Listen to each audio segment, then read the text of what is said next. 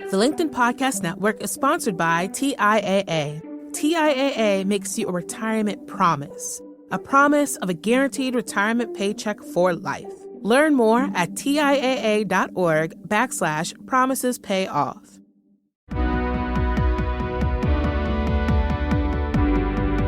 I'm Morra Aarons Mele, and this is The Anxious Achiever.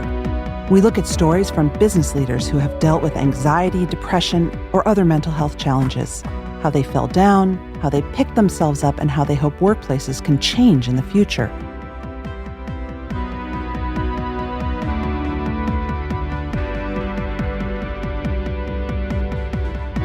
Media and entertainment isn't always the easiest on our mental health.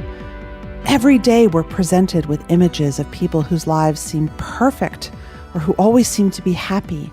It can be overwhelming. On the other hand, we seem to take some sort of pleasure in watching the messiness on reality TV, and yet we often avoid the messiness in our own lives.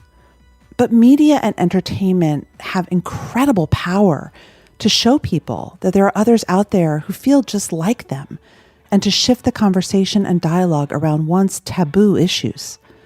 Later in the show, we'll speak to a listener of The Anxious Achiever, Andrew Sotomayor. He's an Emmy Award-winning makeup artist who reached out to me to tell me how much the show means to him as someone who struggles with anxiety and depression. But first, I want my MTV. I speak with Chris McCarthy, president of MTV Entertainment Group, which includes not just MTV, but Comedy Central, VH1, Pop, and other channels. McCarthy has realized how important creating a more mentally healthy culture is in television, and he recently, with industry partners, released a mental health media guide. In our conversation, we talk about the power and privilege creative and entertainment industries really have when it comes to our mental health. And we talk about Chris's own personal struggles that made him the leader he is today.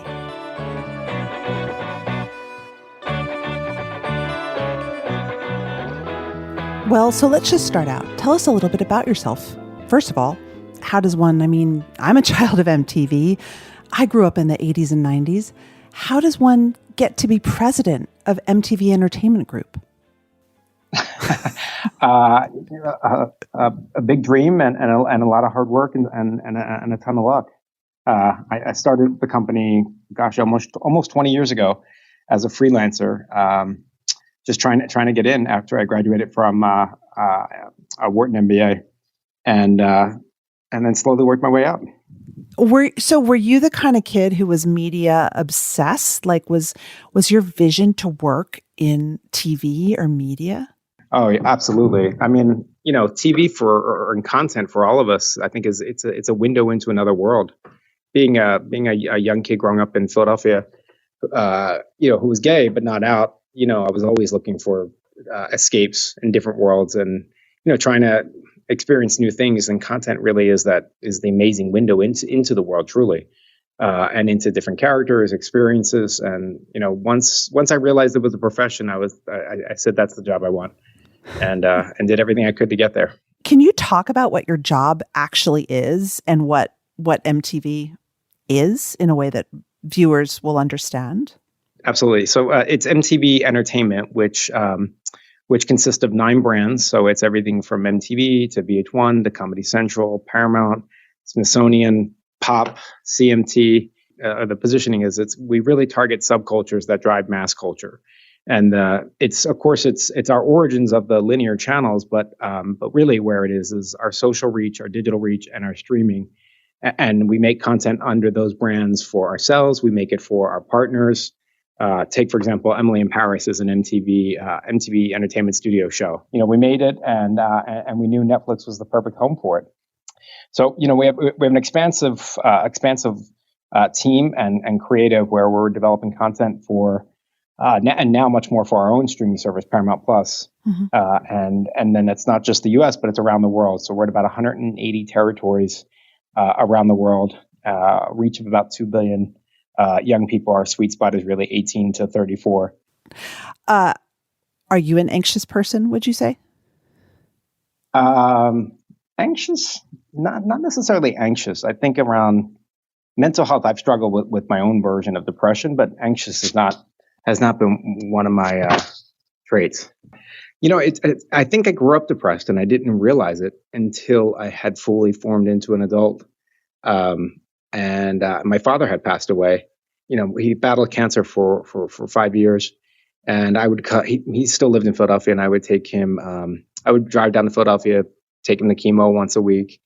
And growing up, I didn't feel like I knew my father. He was very much a heavy drinker, and so he wasn't around much. Of course, he lived with us, but he wasn't physically around with us. He was always at the bar. And so when he got cancer, he got sober. And it was such a wonderful, joyous experience to meet this person who was my father for the first time and get to experience, who he is and the way he thinks. And I really came to love my dad. And when he passed, it was traumatic for me in the sense of, as a child of an alcoholic, when a crisis hits, I'm the guy you call. But 6 months after that crisis ends, is when you start to process things for yourself, and when you start to take care of yourself. But in that place, I was definitely in a different spot, and it was the first time I started to go to therapy, and even antidepressants for a short period of time, and then once I started to get out of it, I realized, I'm like, wow, the antidepressants helped me to get into a very different spot that was better than where I was prior to my father passing. And that's then when I realized, I think my family grew up in a depressed environment. And, I'm so thankful that I actually have come to realize that. And now I'm very mindful of it and how to do things to make sure that I don't get back into that spot. So why did you feel that MTV Entertainment had a role in openly tackling the issue of how we talk about mental health? Growing up in MTV, we talk about, the mission really is to everything from escapism to activism. And, content is the ability to give someone not only entertainment, but it's the ability to give them the gift of, empathy, understanding, and the ability to walk another day in someone's shoes. And, when it's at its best, we're not only entertaining, but we're engaging and we're really empowering our audiences. You're also modeling what's cool for young people. That's what we try. I don't know that we try to be cool as much as we try to open minds, and take you to new spaces and new places to see new worlds. Mm-hmm. And, as a general thesis, we love creating content that is about young people. I mean, MTV itself, created reality television. And I think people wrongly think, reality television has a negative on culture. And what most people don't really understand is reality television is a pop art amplification of real life.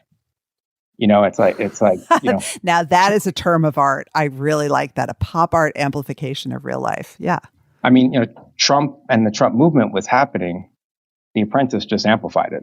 But there's no way a TV show has that kind of power that could, it's like that was happening. Mm-hmm. And so, so we always tried to, everything from the very beginning, whether it was, airing Live Aid or whether it was exposing people to new artists or new worlds, even when we went global, I think it was in like 1986 or 7 or 85. Vanity Fair credited us with helping to end the Cold War. And it's just by connecting young people together and seeing, we were literally the first social network and the first global youth brand. And, when people start to see difference in their world, all of a sudden they open their minds and they want to get curious and they learn. And we firmly believe that, young people are our future. And yet with every generation, the world gets better. The world gets more diverse. It gets more open-minded. It gets more creative. And our role in that is to amplify and show the world what's about to come. So where does mental health fit in? Well, it's a great question. So we started on mental health about 15 years ago. Really? When we started to see, when we launched the first ever mental health campaign called Half of Us. And this is when I was working on our MTV U brand, which at the time was a college network. Mm-hmm. And we did research and we found that over the course of a year, over half of the college population felt that they were having, depressed at least one day a year. Hmm. And so at that time, what we realized is, we really need to destigmatize what mental health is. It's not the over amplifications that people talk about it. It's no different than physical health. Mm-hmm. When you think about a professional athlete, how many coaches does a professional athlete have to get them to be the best shape they are? Right. A lot. And a lot, right? And when you think about, your biggest organs and your biggest muscles, your brain is there. Mm-hmm.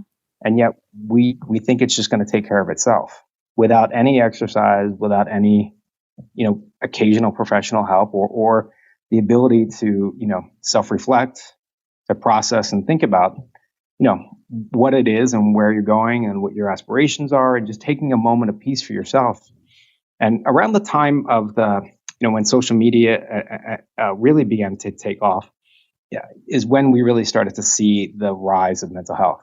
In terms of self-reported and issues and people saying that they have, whether it's anxiety, it's depression, eating disorders, and social media is wonderful in the sense that it gives us a window into the world, but it's also incredibly pressure. If you are a young person, you're growing up in that, all of a sudden the classroom, is in your home, and so we really began to see the rise of it back then. And we've been on the topic. We partnered with the JED Foundation back then, which is one of the leading mental health organizations, particularly for young people. And we've had it throughout all of our programming, whether it was exploring, a character's mental health in some of our shows, or whether it was, tackling, suicide with Logic performance on the VMAs, or, whether it was specials when Demi Lovato and Macklemore and others that were struggling with it, we turned the cameras on to hopefully, provide a story and to help people understand. And one of the big transformative moments for us, about 2 years ago, we were covering a storyline in one of our hit shows, Black Ink, and one of the characters was genuinely struggling with mental health. And we said, how do you want to handle this? Do you want to cover it, or do you want us to not pretend like it's, we can easily not cover the topic? And he was incredibly brave, and the cast was as well. And so we brought a team of experts in to help us tell Ryan's stories, to make sure that we would do it positively. And at the end of the series, we did an after show, but it was really a roundtable around mental health. And we had tens of thousands of calls into the suicide hotline. And it also happened to be one of the seasons with our highest viewership ever. The thing that we realized is every time we had an issue, we had to go consult new resources or new experts. And they all were fantastic, but they were all very academic. Mm. And, as creatives, to be able to, understand and digest what an academic is saying and how can I translate that into commercial content at times can be challenging. Mm-hmm. And we realized there was no resource. We said, well, maybe we'll start to create something, and just for our own teams. And then along those times, Annenberg came out with a study about diversity in programming. Mm-hmm. This is USC Annenberg at the University of Southern California, right? The research center. Yes, thank you. And then they also did something around mental health. And when I saw the report, I thought it was fantastic. But I realized they didn't include unscripted. MTV itself created reality television in 1986 with the launch of The Real World. And so a big portfolio of our content is unscripted. Unscripted content is real life. And they didn't include reality television. And so we partnered with them and said, listen, we feel a sense of responsibility because we created the category that we would like to have all of our programming, braided because we want to make sure that we're doing good and at the very least not doing any harm. And so they watched all of our shows over the course of about, I think it was a little over a year, and they were fantastic to work with. And then they gave us a diagnosis of each of the shows. And it was at that moment that we said, you know what, this is it. We're going to commit to 100% of our shows will not make a negative impact on mental health. And we committed to doubling the number of stories that were going to be positive portrayals of mental health. Because it was so much work to build this guide, we decided to think about how do we actually broaden this. And then the pandemic hit. And during the pandemic, all the media companies were being asked to help alert audiences to, go into quote unquote lockdown back, last March. And our social team came up with this amazing idea, simple, but it was hashtag alone together. Our broader company, Viacom CBS, loved it, and they took it on and used it across all of our screens, from CBS to to Showtime, all of our brands. And then the Ad Council loved it as well, and they brought it across the industry. And together, we as a media coalition helped to alert people to go into some form of lockdown more than more than just the news. Mm-hmm. There's an incredibly large population that doesn't watch the news, and it was a combination of those two things that we realized, there's power in coalitions, and there's power in sharing this wealth and this knowledge that we built with an awesome team of experts and creatives, to help anyone who's creating content speak more neutrally, right? More inclusively about various kinds of mental illness and mental wellness. I'm thinking back to a classic example that gets in the research I've read about MTV and mental health is Jersey Shore, right? And there were a lot of couples screaming at each other, "You're a psychopath and you're crazy and you should be sent away to an institution," and blah, blah, blah. And so there was a lot that maybe wasn't that helpful in how all reality TV talks about mental illness. Can you talk a little bit about that? What are some shows that got a bad rating from USC Annenberg, and why?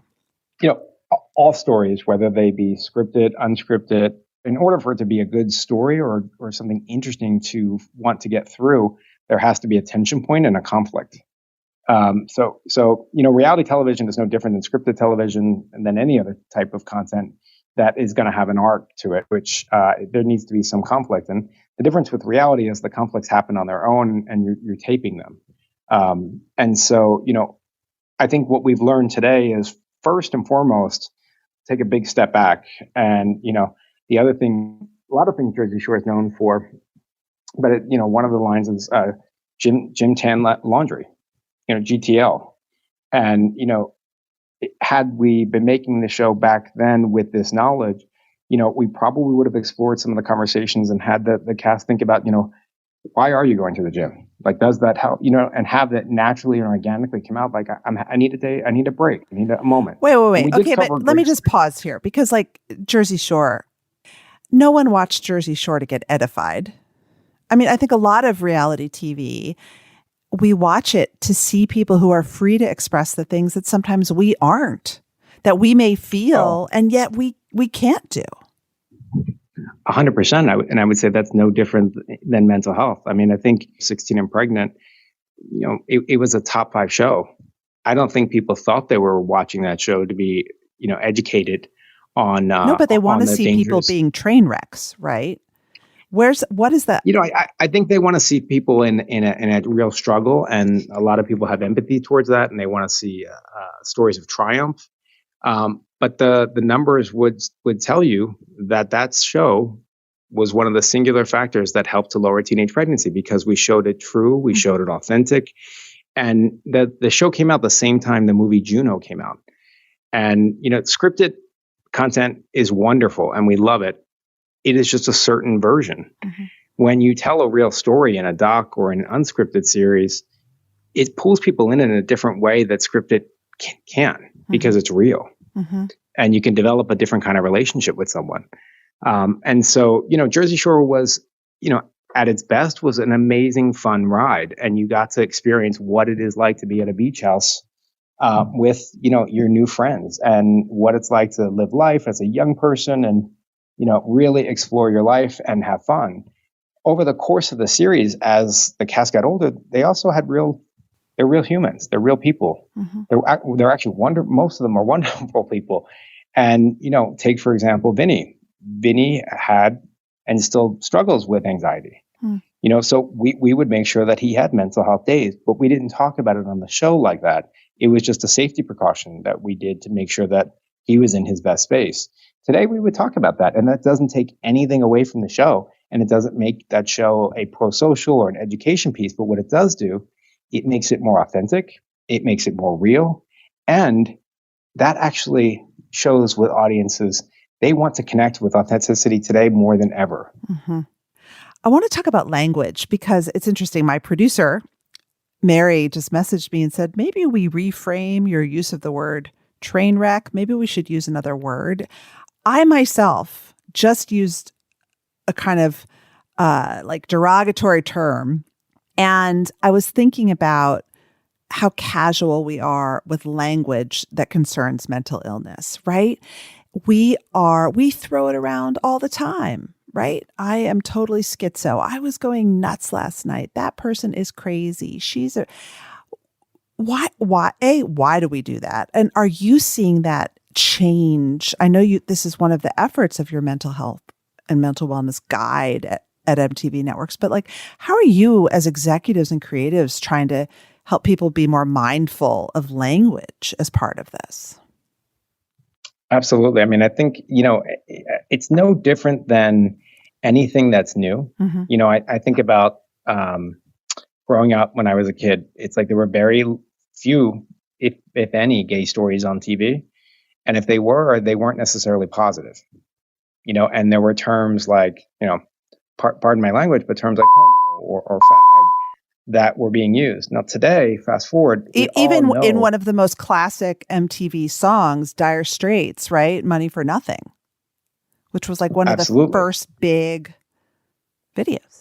Exactly. And, fast forward today, we know so much more, right? And we know how terrible that terminology is and what that does to somebody. And once you know that, it changes everything. And now today, thankfully, we see LGBTQ plus characters on movies, shows, TV, all over, and no more than it's represented, in real life. But we all know LGBTQ friends now, and because we have reflected that in content, it has allowed people to be their true self and not be ashamed, not feel destigmatized, and not feel like they have to hide a piece of themselves.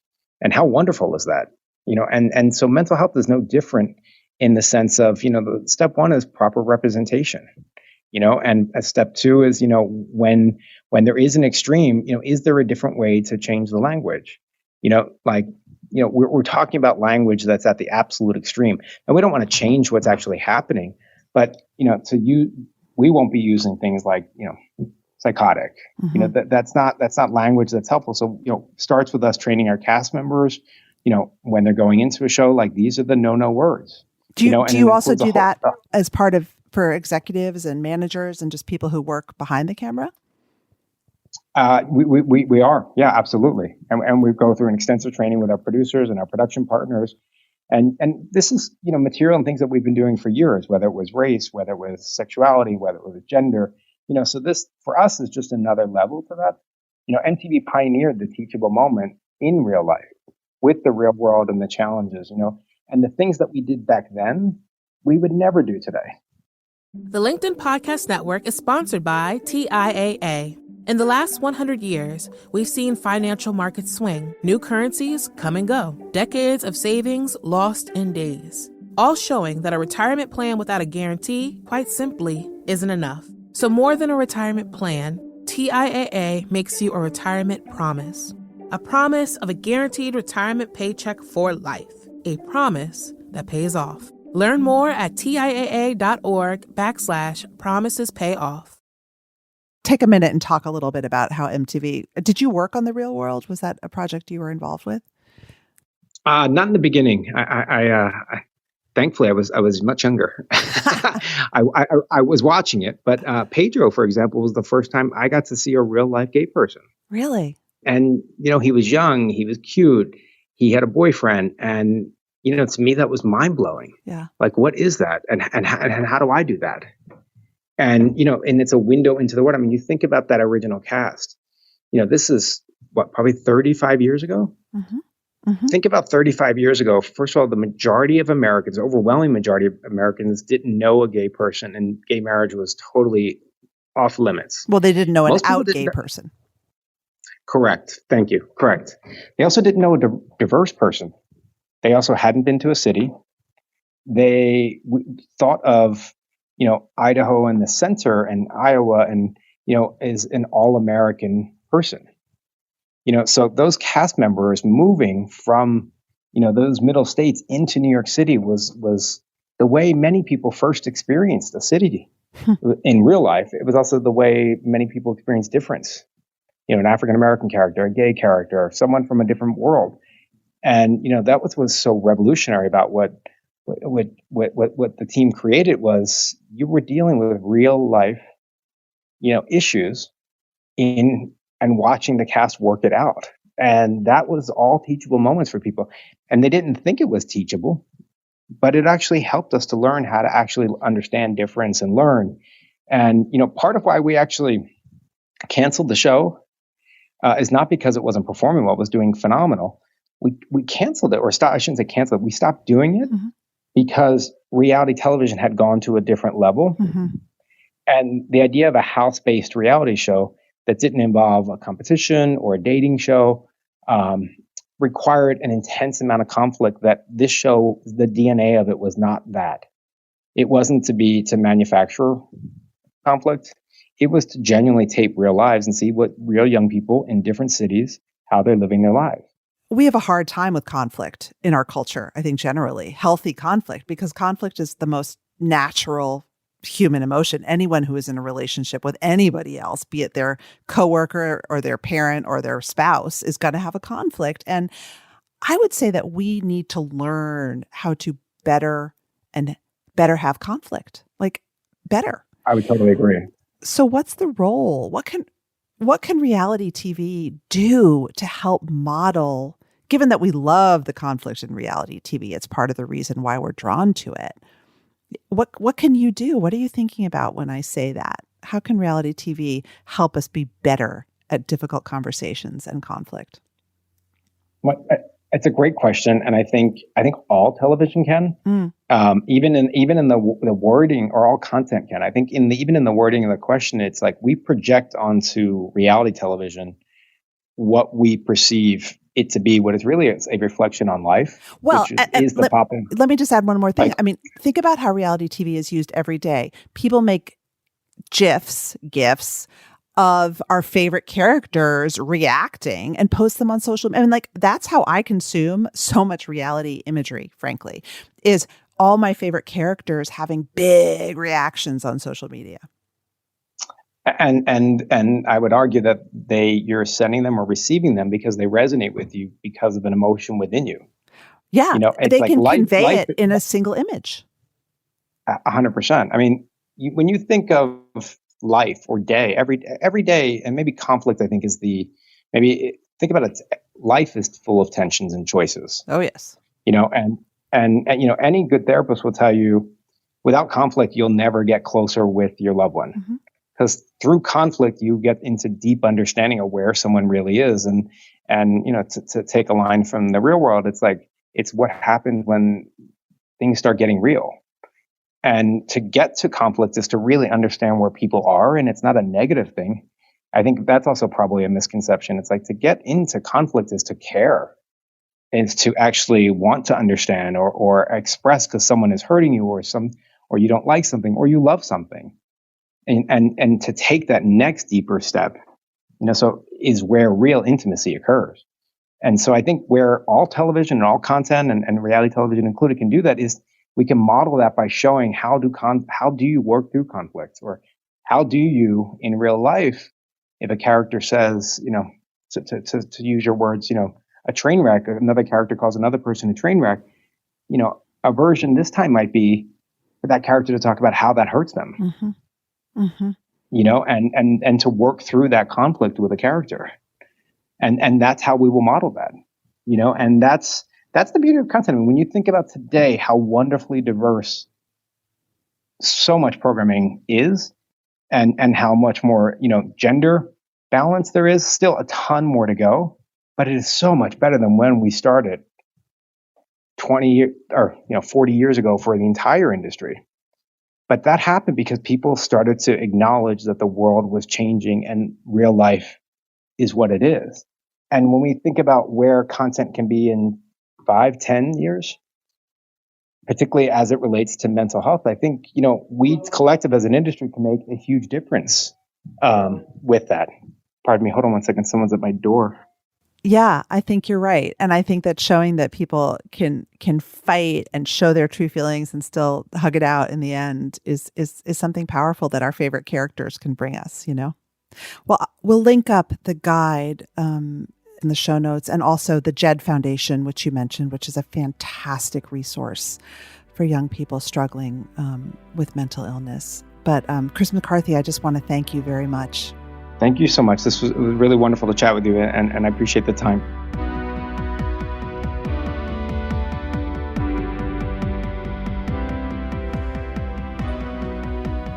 Our next guest is someone who also works in the media and entertainment world, but in a very different role. He works as a makeup artist.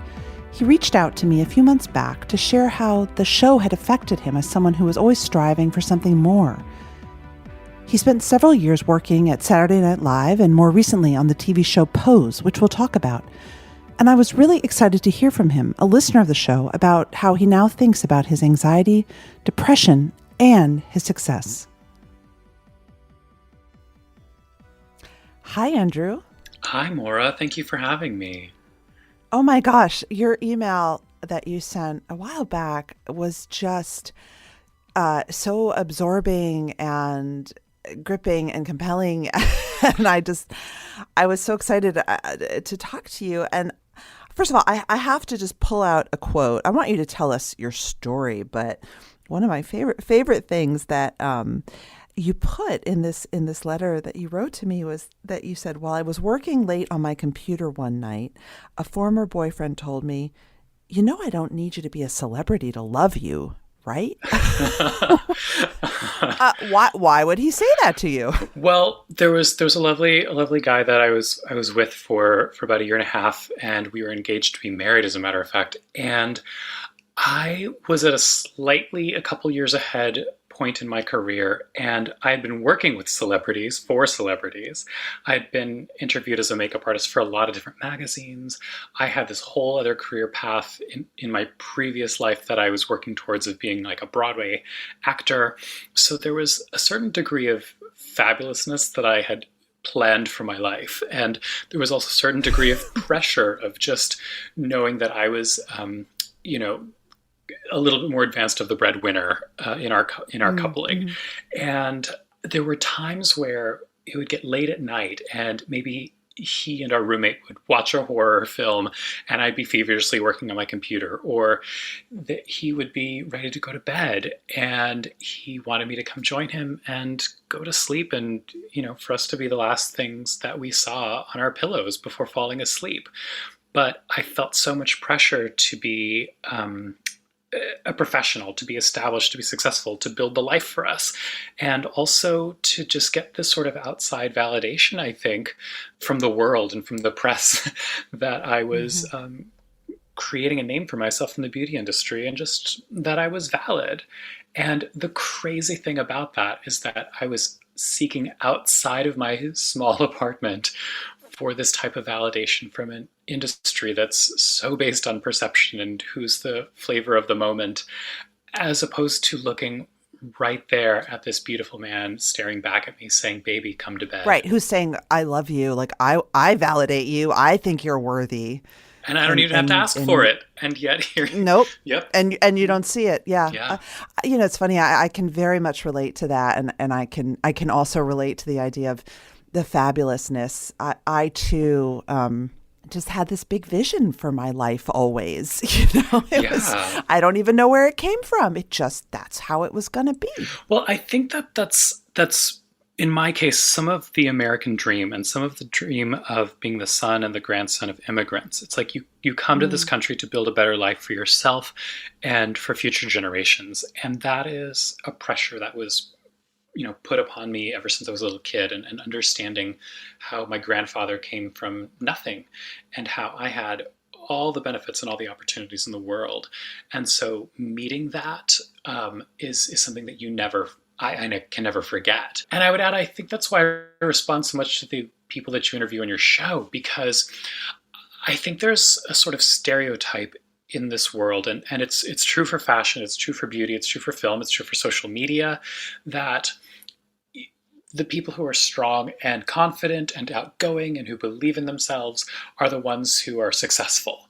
And that's not necessarily true. There are a lot of incredibly successful people, a lot of incredibly accomplished people or busy people who then go home at night and need an hour and a half to unwind, to calm our minds, or need, a big breakfast, a good night's rest, and, maybe some CBD vitamins to help us get started in the morning and have the focus to do what it is that we're so good at, but to make sure that we deliver that every single time. You are an Emmy-winning makeup artist. It's interesting. You told me that you worked on Saturday Night Live for 8 seasons, and when I think of SNL stars, many of whom we know, in our culture, who are both so tragic sometimes and so always remarkable, I can imagine that room is full of anxious achievers. You have an incredible career. Can you just give us a snapshot of your history, and then tell me why you reached out, why you wanted to talk to the audience? Well, I went to college for musical theater, and I thought I was going to be a Broadway actor and a dancer and a singer. And what I quickly realized is that my side gig of working in department stores behind makeup counters was really where I thrived.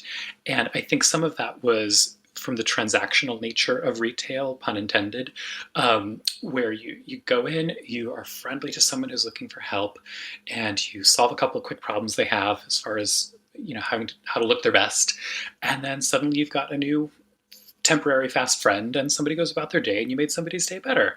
And as a shy kid, this was something that I very much leaned into and enjoyed.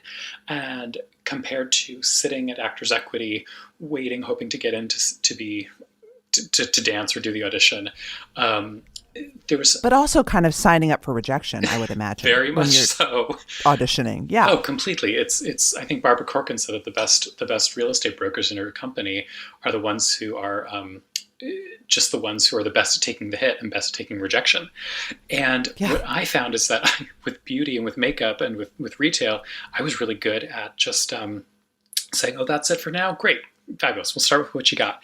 And I loved that. And I just leaned into that world. And very quickly people realized at the time that I was good at makeup, and I was good at getting inside people's brains and figuring out what it is they wanted and selling that to them.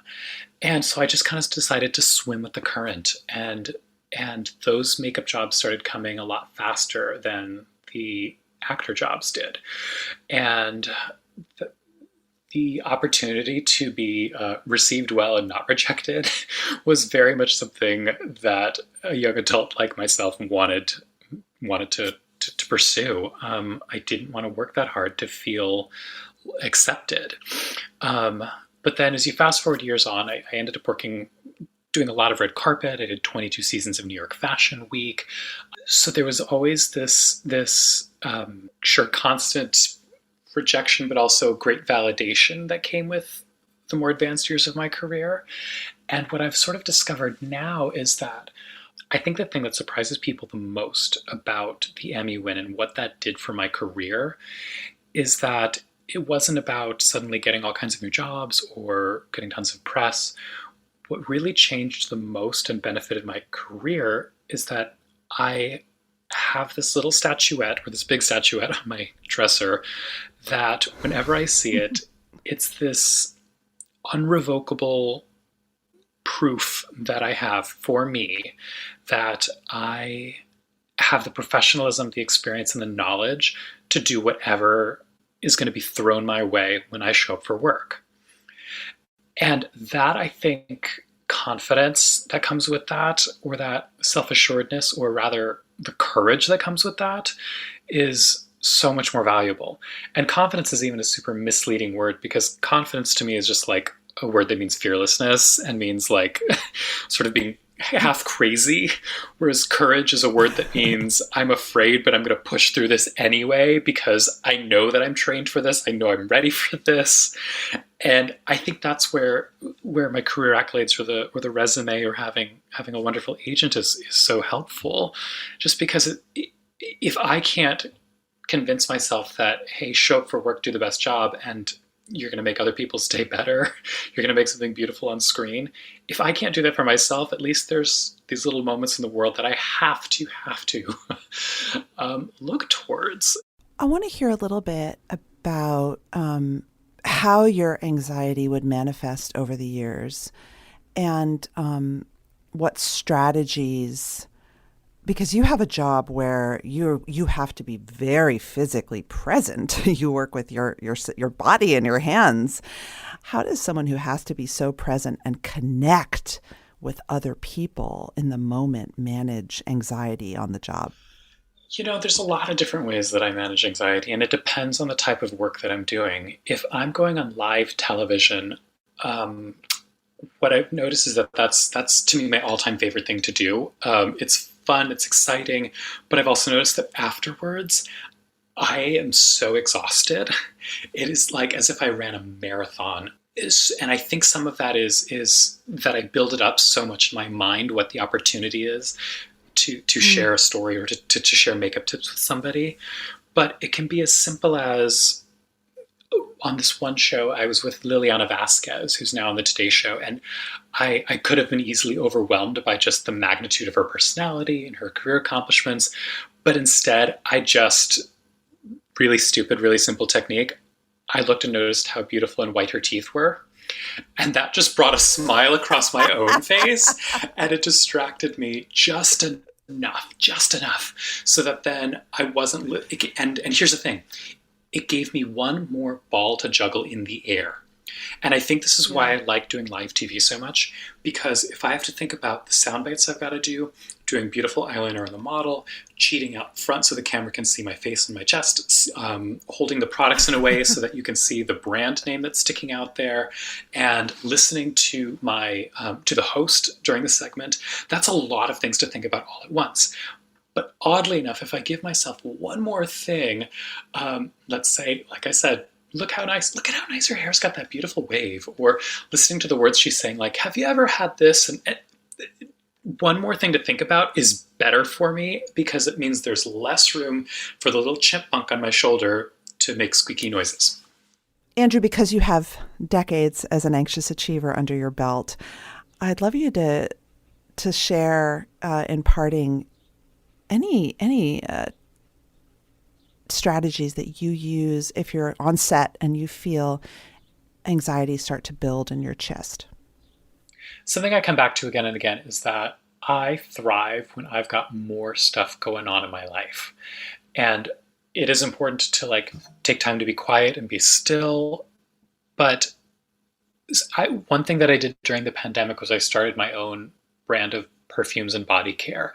And starting Oracle Jane's Station meant that when I would show up on my next TV set, that I could more honestly believe that creative decisions or the business of the day was not the end-all be-all to my creative life. It was not the end-all be-all to my value as a person. That there was this whole other business on the side that I cared about and loved, and was my opportunity later in the day or later in the week to be creative, to have something to take pride in.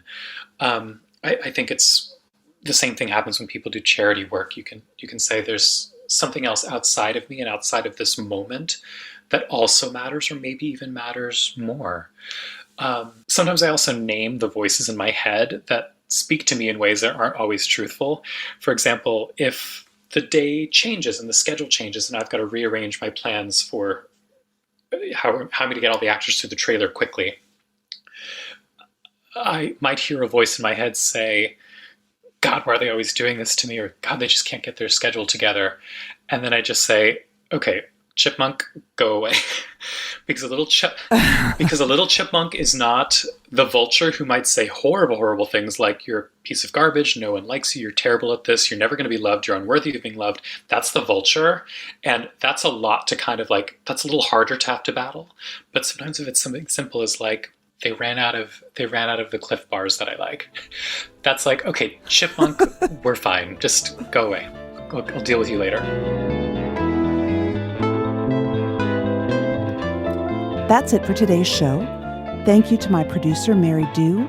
Thanks to the team at HBR. I'm grateful to our guests for sharing their experiences and truths. For you, our listeners, who ask me to cover certain items and keep the feedback coming, please do send me feedback. You can email me. You can leave a message on LinkedIn for me or tweet me at Morra AM. And if you love the show, tell your friends. Subscribe and leave a review. From HBR Presents, this is Morra Aarons Mele.